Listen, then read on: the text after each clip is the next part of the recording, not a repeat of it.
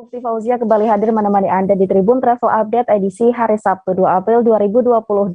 Hari ini Tribuner seperti biasa, Mufti akan memberikan sejumlah informasi dan juga rekomendasi wisata untuk Anda sebagai opsi mengisi waktu luang maupun libur akhir pekan yang menarik untuk dikunjungi. Pastinya disampaikan secara langsung bersama dengan sejumlah reporter kami di beberapa daerah. Inilah Tribun Travel Update selengkapnya. Kita menuju ke informasi pertama pada Tribun Travel Update kali ini. Tribuners, kawasan Center Point of Indonesia atau CPI menjadi lokasi favorit baru sebagian warga Makassar. Lokasinya yang berada di sekitaran Pantai Losari, ini membuat CPI menjadi alternatif healing anak muda. Nah, meski CPI memang masih dalam tahap pembangunan, tetapi memang tempat ini tak pernah sepi pengunjung. Sembari bercengkrama, Tribuners pengunjung juga bisa menikmati aktivitas kapal yang berlalu lalang di Pelabuhan Makassar. Sebagian pengunjung juga mempersiapkan bekal untuk menemani santai sore. Nah, untuk yang ingin menikmati kuliner di sana juga terlihat banyak penjual jajanan. Dengan nuansa bangunan klasik ala Eropa tentunya semakin menambahkan daya tarik lokasi ini untuk mengabadikan momen bersama dengan orang terkasih. Nah, untuk tahu lokasinya seperti apa akan disampaikan rekan kami, ada Fakih Imtiaz dari Tribun Timur. Halo, selamat sore rekan Fakih. Selamat sore. Silakan rekan Fakih dengan informasi Anda. Ya, baik. Lokasi kawasan Center Point of Indonesia saat ini telah menjadi salah satu alternatif untuk berwisata bagi sebagian warga Kota Makassar. Lokasinya terletak di dekat dari pantai Tanjungan Losari. Nah, Center Point of Indonesia ini mulanya dibangun sebagai kawasan baru untuk perkotaan di Kota Makassar dengan berbagai proyek yang akan dibangun di kawasan Center Point of Indonesia. Namun hingga saat ini proyek ini belum selesai. Nah, meskipun masih dalam tahap pembangunan, lokasi ini sudah ramai dikunjungi oleh warga Makassar karena kan lokasinya yang terletak di tepian garis pantai. Nah, warga Makassar biasanya berkunjung ke lokasi Center Point of Indonesia untuk berolahraga ataupun bersantai di tepian pantai. Jadi seperti yang terlihat di layar kaca, cukup ramai biasanya warga menikmati sore hari di kawasan tepian pantai Center Point of Indonesia. Biasanya sembari bercengkrama dengan teman, pacar, ataupun keluarga, muda-mudi ini bersantai melihat lalu lalang kapal dari aktivitas pelabuhan Kota Makassar. Jadi lokasi ini terbuka untuk umum dan gratis. Dan untuk masyarakat yang ingin membawa jajanan dari luar lokasi kawasan Center Point of Indonesia, boleh dibawa masuk ke Center Point of Indonesia. Lokasinya tepat, jadi untuk warga Kota Makassar yang ingin menuju ke Center Point of Indonesia bisa langsung melewati Jalan Metro Tanjung Bunga, tepat di depan Rumah Sakit Islam Makassar. Lokasi pengunjung bisa langsung masuk ke dalam hingga ke Universitas Ciputra, karena tepian pantai, garis pantai dari lokasi ini terletak di dekat dari Universitas Ciputra, seperti itu. Baik Fakih, terima kasih atas informasi dan juga rekomendasi wisata dari Anda dan selamat bertugas kembali rekan Fakih. Baik Tribuners, kita akan menuju ke informasi lain. Masjid Agung Madaniyah Karanganyar, Jawa Tengah ini telah resmi digunakan pada Jumat 11 Maret lalu. Masjid ini perdana digunakan untuk ibadah sholat Jumat dengan khatib Bupati Karanganyar Juliat Mono. Masjid Agung Madaniyah Karanganyar terus kedatangan masyarakat dari berbagai daerah. Dengan bangunan yang megah dan suasana yang nyaman, masjid ini juga cocok menjadi tujuan wisata religi selama Ramadan 2022 kali ini. Dan di halaman depan Masjid Agung Madaniyah ini juga terdapat 4 tiang penyangga payung yang berjejer megah. Menariknya lagi Tribuners, bentuk payungnya tersebut ini mirip seperti di bagian luar Masjid Nabawi di Madinah, Arab Saudi. Nah, untuk tahu seperti apa bangunan dari masjid ini, sudah ada rekan kami, ada Nurul dari Tribun Travel. Selamat sore rekan Nurul. Selamat sore Mufti. Baik, rekan Nurul, bisa Anda jelaskan sejak kapan sebenarnya Masjid Agung Madaniyah ini resmi digunakan? Iya Mufti, Masjid Agung Madaniyah Karanganyar ini telah resmi digunakan pada Jumat 11 Maret 2022 bulan lalu, di mana yang menjadi khatib itu Bupati Karanganyar Juliat Mono. Nah, sejak resmi digunakan tersebut, Masjid Agung Madaniyah Karanganyar sampai saat ini masih sering dikunjungi oleh pengunjung, baik itu dari Kota Karanganyar sendiri maupun dari luar kota, Mufti. Baik, lalu seperti apa daya tarik yang ditampilkan begitu dari Masjid Agung Madaniah Karanganyar, dan untuk lokasinya ini di mana kira-kira, Kakak Nurul? Iya Mufti, untuk Masjid Agung Madaniah Karanganyar ini memiliki daya tarik yang cukup memikat minat pengunjung ya, di mana halaman depannya sendiri ada tiang-tiang mirip payung yang seperti di Masjid Nabawi Madinah Arab Saudi. Kemudian payung tersebut akan terbuka ketika sore menjelang maghrib. Kemudian ada juga fasilitas menarik yang ada di Masjid Agung Madaniah Karanganyar seperti lift, kemudian ada tempat wudhu terpisah antara wanita dan pria, kemudian untuk yang difabel juga, kemudian terdapat juga area jalan untuk penyandang disabilitas. Kemudian Masjid Agung Madaniah Karanganyar ini juga menawarkan spot yang keren, di mana sekelilingnya ini ditanami dengan tanaman dan juga pepohonan yang rindang. Masjid Agung Madaniah Karanganyar ini terletak di Jalan Lawu nomor 387 Badran Asri, Cangakan, Kecamatan Karanganyar, Kabupaten Karanganyar, Jawa Tengah, di mana Masjid Agung Madaniah Karanganyar ini bisa ditempuh sekitar 18 km jika perjalanan dari Kota Solo atau sekitar 32 menit perjalanan menggunakan kendaraan. Mufti. Baik, rekan Nurul. Terima kasih rekan Nurul atas informasi Anda dan selamat bertugas kembali rekan Nurul. Kali ini kita akan berkuliner, Tribuners, untuk Anda yang ada di Provinsi Sulawesi Utara. Ini tak lengkap rasanya jika tidak menelusuri kekayaan kuliner khasnya. Nah, Tribuners ini juga patut merasakan kenikmatan dari kuliner rage, sate khas dari Minahasa. Kuliner yang satu ini cukup populer di Sulawesi Utara, Tribuners. Catatan khusus, rage ini merupakan kuliner sate yang diolah dengan cara dipanggang di atas api aran. Nah, ciri khas dari ragi potongan dagingnya ini besar-besar, Tribuners, dibandingkan dengan sate pada umumnya. Dan pastinya potongan daging berbentuk persegi ini digunakan bagian daging dan juga lemak. Dan orang Sulawesi Utara ini sering menyebutnya dengan daging lapis. Banyak juga tempat di Sulawesi Utara bisa Anda kunjungi untuk menikmati sate rage ini. Satu di antara yang paling populer adalah di Jalan Manado, Tomohon, Kakas Kasen, Kota Tomohon. Dan di daerah ini juga Tribuners ada beberapa rumah makan yang menyajikan bersama dengan rekan kami ada Rio Nur dari Tribun Manado. Silakan rekan Rio, informasi Anda. Iya, terima kasih rekan Mufti. Jadi kalau menyempatkan diri datang ke Sulawesi Utara, jalan-jalan, traveling, baiknya mencoba datang ke Kota Tomohon. Ini Kota Tomohon ini banyak objek wisata yang bisa dikunjungi. Selain itu, selain objek wisata, ada juga kekayaan kulinernya sendiri yang sangat beragam. Kuliner di Tomo ini merupakan kuliner khas etnis Minahasa. Salah satunya yang bisa dinikmati adalah sate rage. Jadi untuk menikmati sate ini lokasinya cukup mudah ditemukan karena berada di tepi jalan Manado Tomohon, tepatnya di Kelurahan Kekaskasen, Kecamatan Tomohon Barat, Kota Tomohon, di mana di sini ada sentra kuliner rage. Memang ada beberapa rumah makan yang menyajikan kuliner rage ini. Kemudian rage ini memang diolah dengan potongannya, dagingnya itu besar-besar, beda dengan sate pada umumnya yang potongan dagingnya kecil-kecil. Memang rage ini dinikmati dengan sambal khas orang Minahasa yang namanya disebut dabu-dabu. Tapi dabu-dabu ini kalau yang disajikan dengan rage ini dihaluskan, beda dengan dabu-dabu lain yang biasanya dipotong dadu.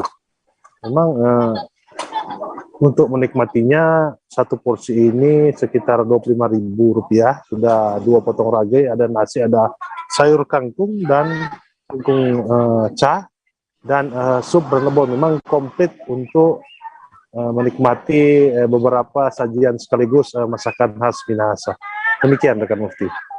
Baik, rekan Rio. Terima kasih atas rekomendasi kuliner Anda dan selamat bertugas kembali rekan Rio. Ya. Nah, Tribuners, kita akan menuju ke informasi lain. Ada tempat nongkrong asyik di wilayah Lampung, Tribuners. Namanya adalah Aza Cafe. Cafe ini dipenuhi dengan spot Instagramable, Tribuners. Dan banyak juga menu yang disajikan dan pastinya murah meriah. Bila Anda sudah kehabisan ide untuk mencari tempat nongkrong asik dan murah, Aza Cafe yang berlokasi di Sumber Agung Kemiling bisa menjadi pilihan karena harga menunya yang bersahabat dan juga pastinya bersahabat di kantong pelajar. Nah, selain itu suhu udara yang sejuk serta panorama alam dari ketinggian ini juga tidak kalah menarik untuk dilihat. Ditambah lagi pengunjung akan dihibur dengan sajian musik setiap hari oleh remaja sekitar. Dan informasi lengkapnya Tribuners akan disampaikan oleh rekan kami, ada Agustina Suryati dari Tribun Lampung. Silahkan rekan Agustina. Baik, terima kasih rekan Bukti. Jadi saya akan melaporkan dari Bandar Lampung. Jadi ada rekomendasi tempat nongkrong terbaru ya, baru 2 bulan dibuka, yakni namanya Aza Cafe ya. Untuk para Tribuners sekalian yang hobi nongkrong nih dan cari tempat yang asik juga dengan menu yang terjangkau, bisa menuju ke daerah Sumberjo Kemiling ya. Tepatnya ada di Jalan Wan Abdurrahman. Jadi di Aza Cafe ini Tribuners bisa nongkrong dimulai dari harga Rp5.000 saja. Tribuners bisa nongkrong sembari menikmati fasilitas kafe yang ada di sana ya. Jadi di sana bisa menikmati fasilitas seperti live music setiap hari dan juga Tribuners bisa lihat panorama alam yang cukup indah di sana. Jadi Tribuners bisa lihat panorama alam berupa pemandangan bukit-bukit hijau, juga ada beberapa rumah-rumah yang terlihat kecil yang terlihat dari atas kafe Aza Cafe tersebut. Jadi bangunan kafe berlantai 2 tersebut itu terdiri dari 2 floor ya, yang lantai 2 itu Tribuners bisa duduk sembari melihat jalan raya dan juga sembari dekat dengan panggung lah tentunya. Jadi apabila Tribuners memilih spot yang ada di paling atas, yakni di lantai 3, Tribuners bisa menikmati nuansa panorama alamnya dengan tempat duduk lesehan dan juga beralaskan duduk sintetis. Jadi Tribuners bisa dengan asik nongkrong di sana dari pukul 1 siang sampai larut malam. Jadi apabila Tribuners ada keperluan di malam seperti mengerjakan tugas dan lain-lain, di situ di Aza Cafe dipersilahkan. Jadi untuk menunya sendiri itu dimulai dari harga Rp5.000 saja sampai paling mahal harganya Rp22.000. Jadi di sana ada banyak makanan ya, makanan tasty, lalu ada rice ball dan juga camilan-camilan lainnya.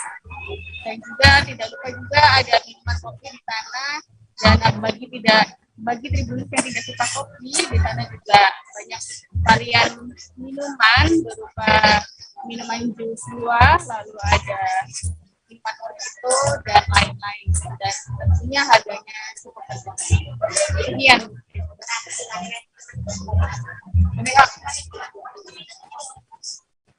Baik, terima kasih rekan Agustina Suryati dari Tribun Lampung atas informasi Anda. Baik Tribuners, kita akan menuju informasi terakhir di Palembang. Ini ternyata punya beberapa tempat yang biasa dijadikan sebagai tempat ngabuburit ataupun santai-santai jelang buka puasa Ramadan. Nah, tempat ini adalah Taman Sekanak Lambidaro. Taman Sekanak Lambidaro ini biasanya mulai ramai didatangi pengunjung ketika menjelang bulan suci Ramadan seperti sekarang ini.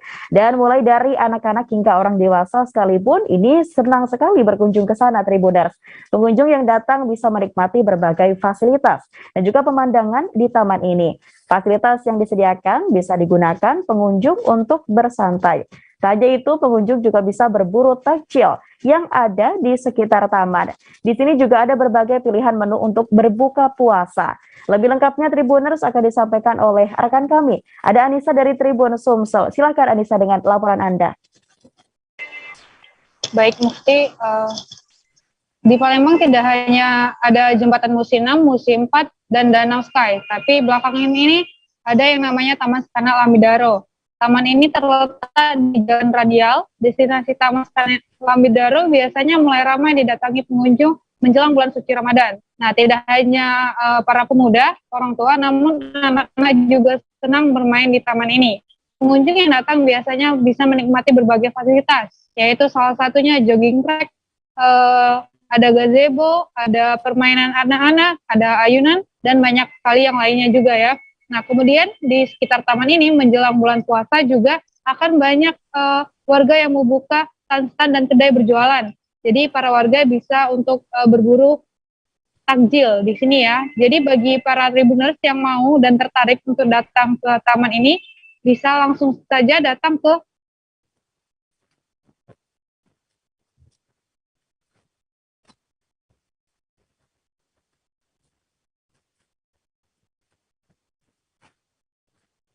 Baik Tribuners, karena memang terkendala, kita akan menghubungi kembali rekan kami Anissa. Halo Anissa.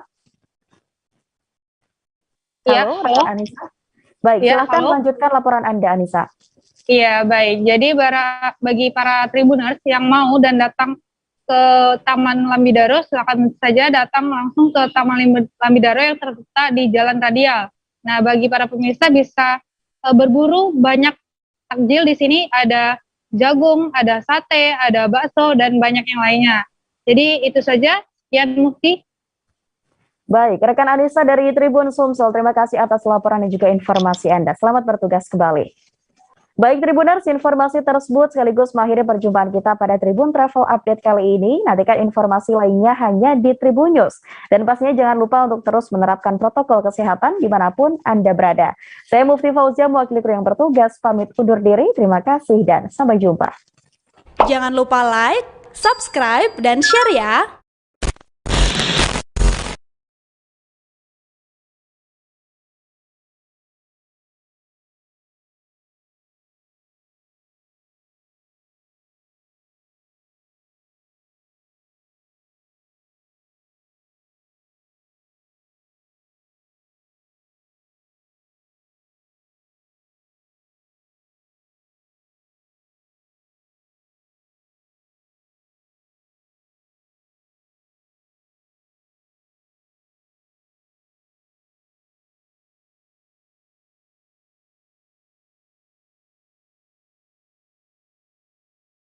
Began atau apapun itu, karena gini loh, posisinya aku kriteria.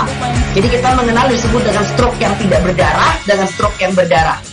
Stroke yang tidak berdarah itu biasanya ditandai dengan adanya penyumbatan. Kalau itu terjadi di sini mungkin pikirnya tidak ke situ kali ya, tapi kalau di Korea atau di Kamboja itu ada beberapa paper yang saya itu mas, ya dulunya tukang koran. Oh gitu ya, tukang koran. Ya saya baca itu pak. Tuh kan pernah baca kan? Ya. Jadi kalau saya jadi tanggal itu udah bersyukur banget. Si anak ini dijadikan sebagai tersangka begitu. Ya kalau ini kita bicara yang di luar kasus Sebongombo ya. Dikenal dengan nama hujan shower, di mana terdapat batas jelas antara daerah hujan dan tidak hujan yang biasanya terjadi pada fase awal mature stage atau tahap berbahaya dewasa. itu Kang.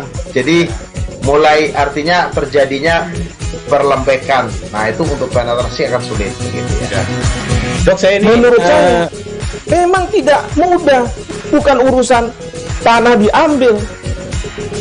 Kalau misalnya Amerika Serikat sekarang, Rasulullah mengatakan dalam sebuah hadis bahwa berpuasa di 6 hari Syawal itu.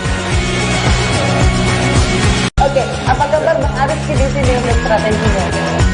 Kalau saya sendiri di Jumip 37 ini yang semalam baru mulai, saya udah Sebenarnya aku nggak ngerasa itu penangkapan atau penggerbegan atau apapun itu, karena gini loh, posisinya aku kriteria. Jadi kita mengenal disebut dengan stroke yang tidak berdarah dengan stroke yang berdarah.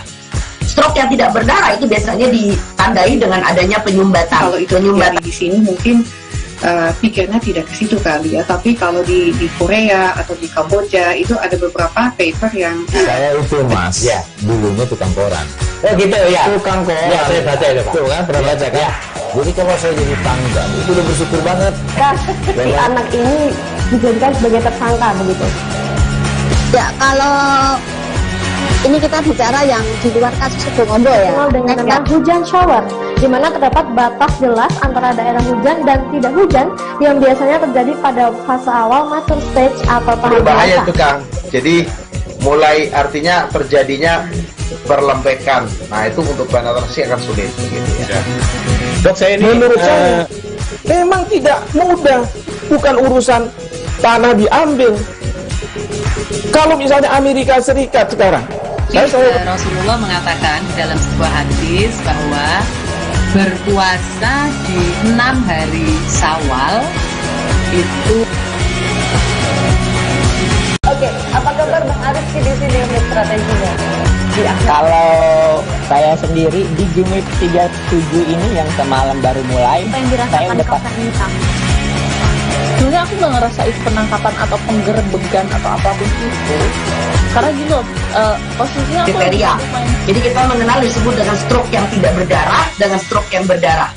Stroke yang tidak berdarah itu biasanya ditandai dengan adanya penyumbatan. Kalau itu terjadi di sini mungkin pikirnya tidak ke situ kali ya, tapi kalau di Korea atau di Kamboja itu ada beberapa paper yang Saya itu Mas, ya dulunya tukang koran. Oh gitu ya. Tukang koran. Ya saya baca itu Pak. Tuh kan pernah baca kan? Ya. Jadi kalau saya jadi tanggal itu udah bersyukur banget. Si anak ini dijadikan sebagai tersangka begitu.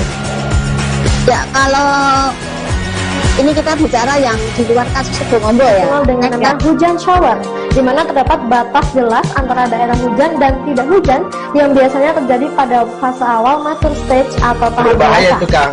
Jadi mulai artinya terjadinya perlempekan. Nah itu untuk penetrasi akan sulit gitu ya. Dok, saya ini menurut saya memang tidak mudah, bukan urusan tanah diambil. Kalau misalnya Amerika Serikat sekarang, Rasulullah mengatakan dalam sebuah hadis bahwa berpuasa di 6 hari Syawal itu. Oke, apa kabar Bang Arif di sini untuk strateginya? Kalau saya sendiri di Jumip 37 ini yang semalam baru mulai, Apa yang saya dirasakan udah kawasan ini, Kang? Sebenarnya aku nggak ngerasain penangkapan atau penggerbegan atau apapun itu, karena gini loh, posisinya aku Kriteria. Jadi kita mengenal disebut dengan stroke yang tidak berdarah dengan stroke. Masih bersama dengan saya Nila Irda, Anda kembali menyaksikan live update saudara. Kita beralih ke informasi selanjutnya. Orang tua dari seorang siswa di Belitung Timur tak bisa menahan tangis mendapati sang anak menjadi korban pelecehan seksual di sekolah. Mirisnya, tindak pelecehan itu dilakukan oleh satpam di sekolah tersebut. Pelaku diduga bernama RB yang telah mencabuli beberapa siswi di sekolah SD Kelapa Kampit Belitung. Juniarti, seorang dari orang tua korban, mengaku sedih dan kecewa sang anak mendapatkan tindak pelecehan tersebut. Informasi lebih lengkapnya terkait dugaan adanya tindak pelecehan di sekolah ini, saudara, wartawan Pos Belitung Brian Bimantoro di sana siap dengan informasi lebih lengkapnya. Brian, selamat siang, silakan dengan laporan Anda. Selamat siang Nila, rekan studio dan seluruh sahabat Tribuners dimanapun Anda berada. Bisa saya laporkan bahwa telah terjadi tindakan yang diduga pelecehan seksual yang diduga dilakukan oleh seorang satpam di SD negeri, di salah satu SD negeri di Kelapa Kampit, Belitung Timur, Provinsi Kepulauan Bangka Belitung. Tindakan asusila ini diketahui diungkapkan oleh Kepala Lembaga Perlindungan Anak Belitung Timur, Imelda Andayani. Dia sendiri mendapatkan laporan tersebut dari salah satu ibu korban yang mengatakan bahwa anaknya dipegang oleh satpam sekolah tersebut di area sensitifnya. Kemudian dari cerita anak korban sendiri, waktu saat itu dia sedang diperiksa suhunya ketika masuk gerbang sekolah. Saat itu tiba-tiba pelaku diduga pelaku yang berinisial RB berusia 65 tahun memegang area sensitif dari korban saat satpam tersebut memeriksa suhu dari salah satu siswi tersebut. Kemudian siswi itu menangis lalu lalu pergi ke ruang guru, dan di situ guru di sekolah tersebut menanyakan kepada siswa yang lain apakah mendapatkan perlakuan yang sama dari satpam tersebut. Ternyata setelah ditanyai oleh guru tersebut, sebanyak 14 siswi mengaku telah diperlakukan tidak senonoh atau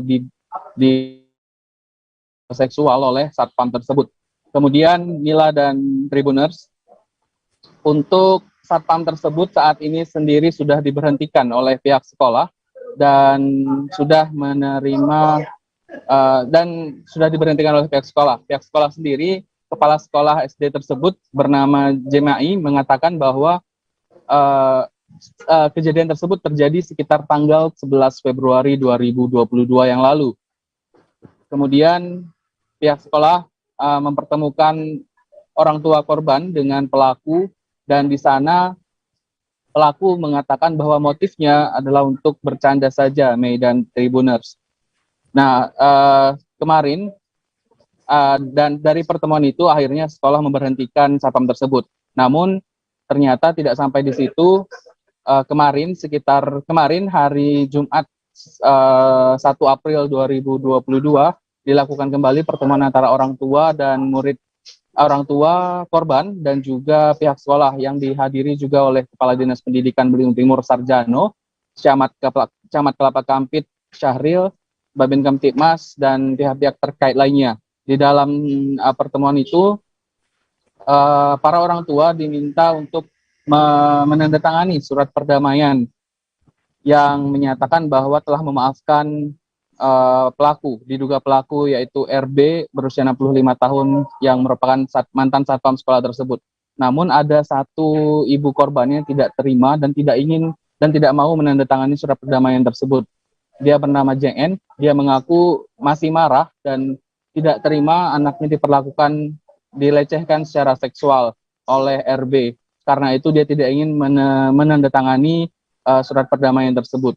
Pihak sekolah sendiri, kepala sekolah dari SD tersebut, Pak Jemai, mengatakan bahwa surat perdamaian ini bukan sebagai pemutus permasalahan pelecehan seksual yang terjadi di sekolahnya. Dia mengatakan bahwa surat perdamaian itu hanya untuk meringankan hukuman dari pelaku karena usia pelaku sendiri yang sudah 65 tahun. Dan pihak sekolah sendiri ketika ditanyai kenapa tidak langsung melapor ke kepolisian, mengatakan bahwa itu adalah karena ketidaktahuan dan kurangnya pengetahuan dari pihak sekolah mengenai penyelesaian kasus yang terkait dengan perlindungan anak. Kemudian Posbelitung.co juga sempat mewawancarai Kepala Kasareskrim Polres Belitung Timur, Mei dan Tribuners. Di sana di AKP Rais Muin mengatakan bahwa pihaknya sudah mendapatkan informasi tersebut dan informasi pelecehan seksual terhadap 14 siswi SD tersebut, dan saat ini masih akan ditindaklanjuti karena dia sampai sekarang belum ada pihak yang melaporkan kejadian tersebut ke kepolisian. Beberapa waktu lalu memang sempat RB diduga pelaku sudah datang ke Polres Belitung Timur, namun dipulangkan kembali karena belum ada laporan tersebut. Hingga saat ini juga kemarin dalam pertemuan bersama orang tua, salah satu ibu korban sempat menitikkan air mata karena tidak terima dengan surat perdamaian yang diinisiasi oleh pihak sekolah. Dari Kelapa Kampit, Belitung Timur, Brian Bimantoro, wartawan Pos Belitung melaporkan. Kembali ke studio, Mei.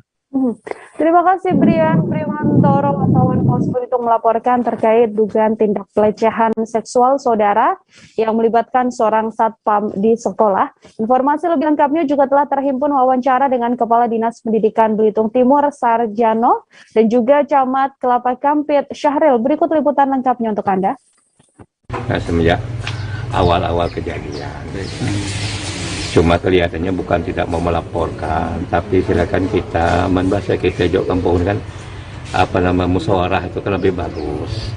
Apalagi kan memang ya seorang tua kan gitu kan dengan anak-anak di sini yang aktivitasnya memang tiap hari seperti itu beliau kan.